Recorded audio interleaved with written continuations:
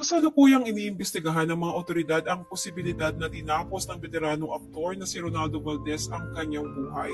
Nitong araw ng Linggo, December 17, ay idineklarang pumanaw na ang veteran actor na si Ronaldo Valdez o Ronald James Dolaca Gibbs sa tunay na buhay sa edad nitong 76 na kinumpirma mismo ng anak niya si Jano Gibbs sa pamamagitan ng isang Instagram post.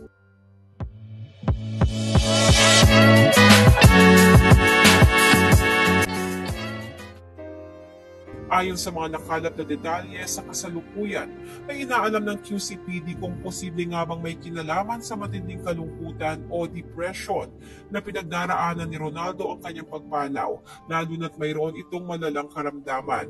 Nakita umano ng driver ni Valdez ang kanyang amo na wala ng buhay habang ito ay nakaupo.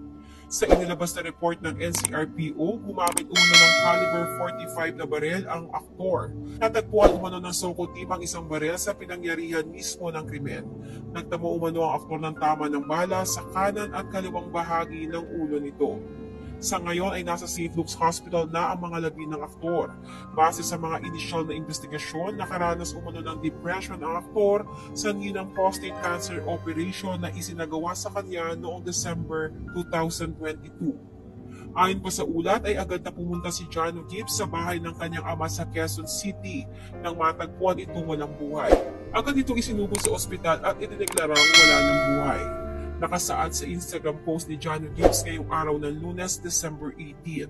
It is with great sorrow that I confirm my father's passing.